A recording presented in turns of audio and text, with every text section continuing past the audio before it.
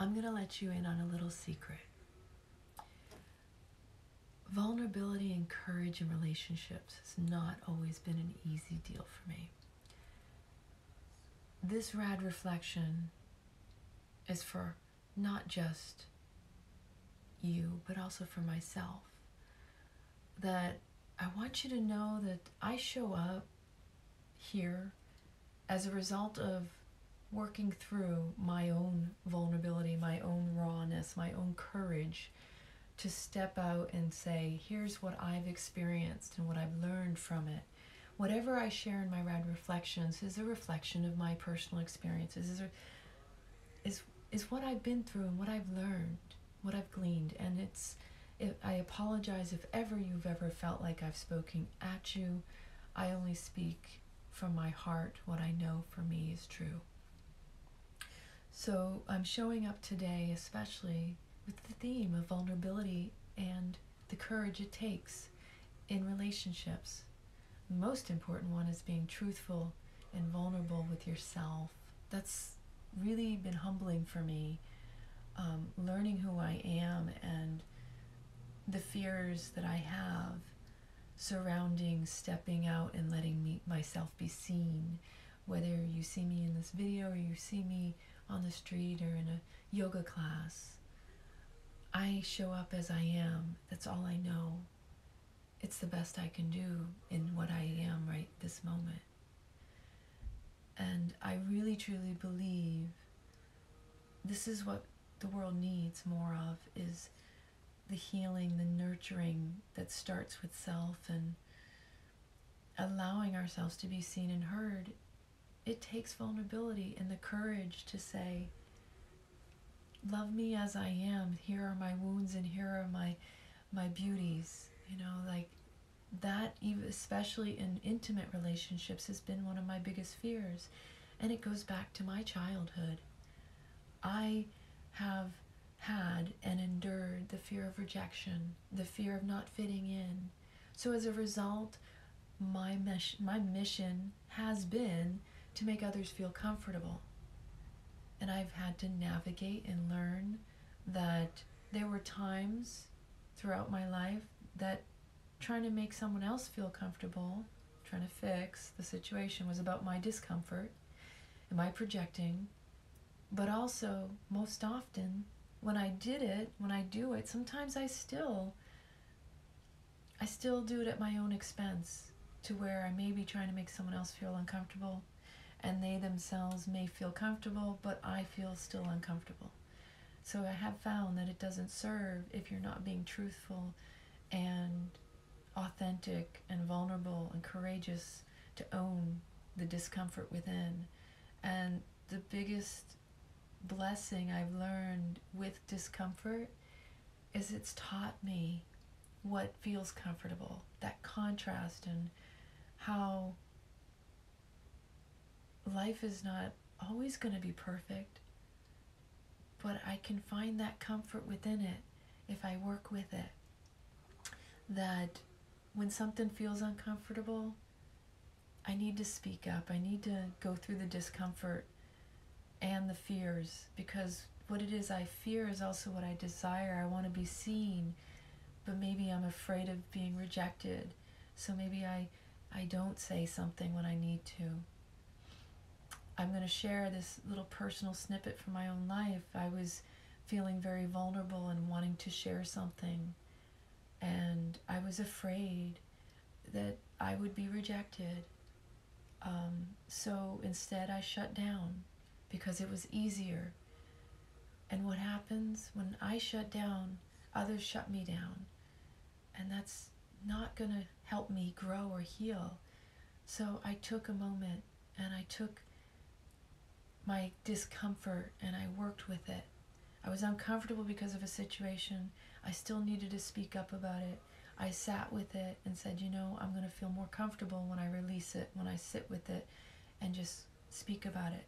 So I shared something very vulnerable with Tom the other night, and it wasn't about the response, but it was about just sharing and being vulnerable and allowing myself to be seen in that space. Because women, I know for myself, if I'm not showing my partner my vulnerability and my courage to do it, even if it's uncomfortable, then how can I also open up to them doing the same for me? Because that's what the world needs more of, is us to step into our courage and our vulnerability. Because when I've done it, I've seen more miraculous things in my life happen. And so no matter what, it deepens your relationship to self, I found. It deepens your relationship with those around you.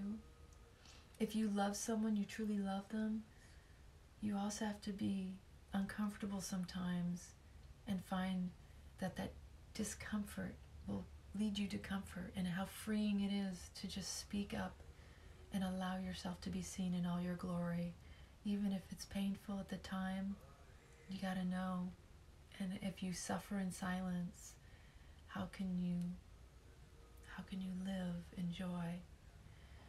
And so I've suffered in silence, and vulnerability and courage is what it takes for me to find my freedom, to find my way, my path, to just be good with me.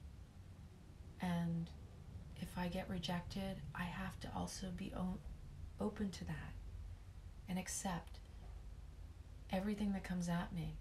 Whatever I'm willing to give out is what I have to be willing to receive. And if I'm open and accepting of others, then I will be opened to and accepted by others. That's what I've learned. And I've also learned that my vulnerability and courage has also given others permission to do the same and to show up for themselves. And I do want the right people to hear these messages, and I am here for you, because I know I needed somebody many times in my life to tell me I was okay as I was, and that it's okay to have pain and sorrow and to share that.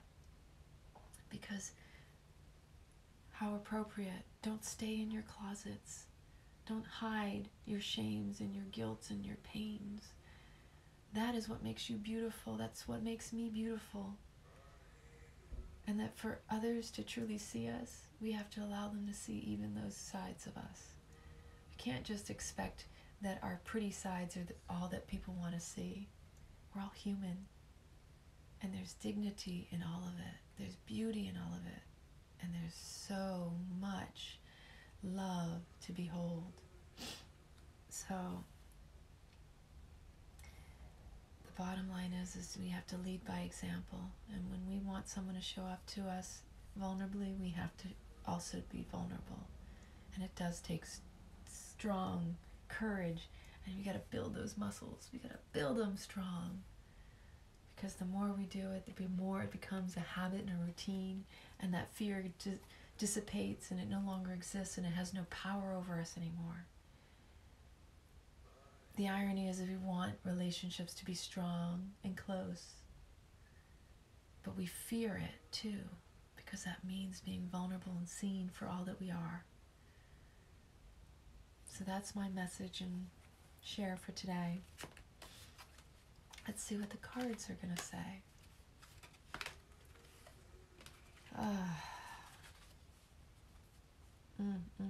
So much love, so much love.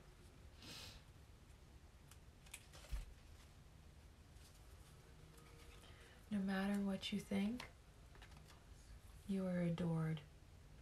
Don't be fooled by the players, and don't be fooled by yourself. There's no one more lovable nor loved than you, and I know everyone. Precious. Love the universe. Do you need any more confirmation? Nike says just do it. All you can do is show up and do it, and let the cards fall where they may, literally. Life's too short, too precious. Let yourself be seen. Allow yourself to see and just be in your authentic truth.